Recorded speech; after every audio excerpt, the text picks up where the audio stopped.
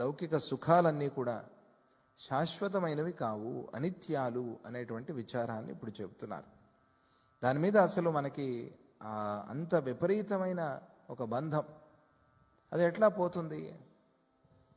ఇప్పుడు మనస్సులో నాటుకుపోయింది, అది ఎట్లా పోతుంది? అది ఇది శాశ్వతం కాదు అనుకుంటే పోతుంది. అయ్యో ఇది పగిలిపోతుంది బుడగలాగా అని అనుకుంటే పోతుంది కదా. లేకపోతే ఇది మనతోనే ఉంటుందేమో, శాశ్వతమేమో అని అనిపిస్తుంది. అందుకనే కదా శరీరంతో ఇంత బంధం మనకి. ఎందుకంటే ఎప్పుడూ శరీరం ఉంటుంది అనే భ్రమలో ఉన్నాం మనం.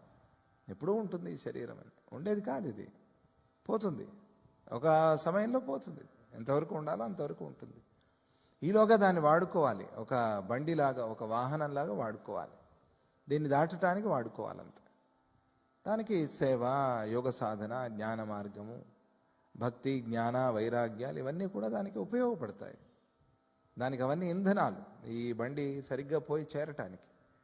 ఇది ఎంత విచిత్రం అంటే నువ్వు ఏ ఇంధనం పోస్తే అక్కడికే పోయి చేరుతుంది.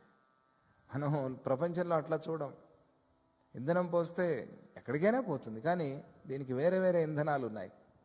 ఆధ్యాత్మిక మార్గంలో ఉండే పెట్రోలే వేరే, ఆ డీజిలే వేరే, ఆ గ్యాసే వేరే. లౌకికంగా ఉండే పెట్రోలే వేరే, డీజిలే వేరే, గ్యాసే వేరే. నువ్వు లౌకికంగా పోస్తే లౌకికం వైపే వెళ్తుంది అది. ఆధ్యాత్మికంగా పోస్తే ఆధ్యాత్మికంగానే వెళ్తుంది. ఇది ఈ బండి, ఈ వాహనం, ఒక వెహికల్ ఇచ్చాడు మనకి భగవంతుడు. మనం సంపాదించుకున్నాం గురు కృపతో, భగవంతుడి అనుగ్రహంతో. దీన్ని వాడుకోవాలి సరిగ్గా, లేకపోతే ఎక్కడికో పోయి తీసుకెళ్ళి దింపేస్తుంది. అది కాదు మన చోటు. అది అట్లా అట్లా అట్లా ట్రావెల్ చేసి మనకు వద్దనుకున్న చోటికి తీసుకెళ్ళి దింపుతుంది. ఇది ఏం ప్రయోజనం దానివల్ల? మనం చెప్పినట్టు మన బండి వినాలి, కానీ మన బండి తీసుకెళ్ళిన చోటికి మనం వెళ్తే ఎట్లా? మనం చెప్పినట్టు వినాలి కదా గుర్రాలు. ఆ రథం మనం వెళ్ళాలి అనుకున్న చోటికి వెళ్ళాలి.